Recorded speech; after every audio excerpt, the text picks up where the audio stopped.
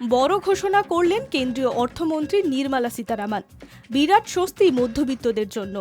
শনিবার বাজেট ভাষণে কেন্দ্রীয় অর্থমন্ত্রী বলেন, মধ্যবিত্তদের ওপর সরকার ভরসা রাখছে, আর এই বিষয়কে কেন্দ্র করেই সিদ্ধান্ত নেওয়া হয়েছে। তবে বাজেটে স্ট্যান্ডার্ড ডিডাকশনের পরিমাণ ৭৫,০০০ টাকাই রাখা হয়েছে। এছাড়াও অর্থমন্ত্রী প্রবীণ নাগরিকদের জন্যও বাজেটে ছাড় দিয়েছেন। ৬০-এর বেশি বয়স যাদের, তাদের ক্ষেত্রে স্ট্যান্ডার্ড ডিডাকশনের পরিমাণ ১ লক্ষ টাকা ঘোষণা করেছেন কেন্দ্রীয় অর্থমন্ত্রী নির্মলা সীতারামন।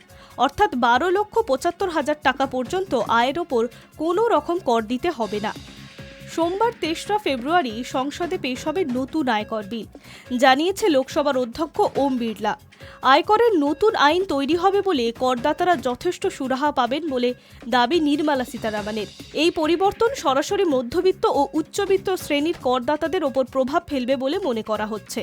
বিশেষজ্ঞদের মতে নতুন কর কাঠামো ভোগ্য ব্যয়ের ওপরেই ইতিবাচক প্রভাব ফেলতে পারে, যা অর্থনীতির বৃদ্ধিকে ত্বরান্বিত করতে পারবে।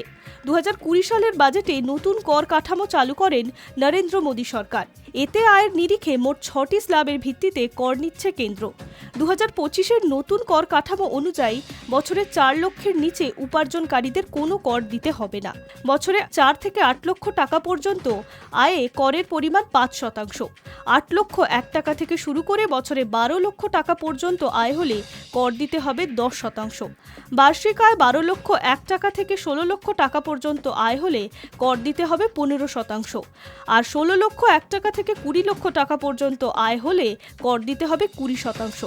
২০ থেকে ২৪ লক্ষ টাকার উপরে ২৫% আয়কর দিতে হবে এবং ২৪ লক্ষ টাকার উপরে ৩০% আয়কর দিতে হবে। নতুন কর কাঠামোর 80C ও 80D ধারা অনুযায়ী কোনো ছাড় পাওয়া যাবে না, তবে করদাতারা স্ট্যান্ডার্ড ডিডাকশনের সুবিধা পাবেন। ২০২৪ সালের বাজেটে স্ট্যান্ডার্ড ডিডাকশনের পরিমাণ ৫০,০০০ টাকা থেকে বাড়িয়ে ৭৫,০০০ টাকা করেন অর্থমন্ত্রী নির্মলা সীতারামন। পারিবারিক পেনশন ভোগীদের ক্ষেত্রে স্ট্যান্ডার্ড ডিডাকশনের পরিমাণ ২৫,০০০ টাকা। অন্যদিকে পুরনো কর ব্যবস্থার একাধিক ছাড়ের সুবিধাও রয়েছে। এতে পিপিএফ, আইএলএসএস, এলআইসি প্রিমিয়ার, স্বাস্থ্য বিমার প্রিমিয়ার, ২ লক্ষ টাকা পর্যন্ত গৃহ ঋণের সুদ, এইচআরএ এবং এলটিএতে ছাড় পাবেন করদাতারা। এতেও করের স্ল্যাব ৬টি রয়েছে। বছরে ২.৫ লক্ষ টাকা পর্যন্ত আয়ে কোনো রকম কর দিতে হবে না। বার্ষিক ২.৫ লক্ষ ১ টাকা থেকে ৭ লক্ষ টাকা পর্যন্ত আয়ের ক্ষেত্রে করের পরিমাণ ৫%।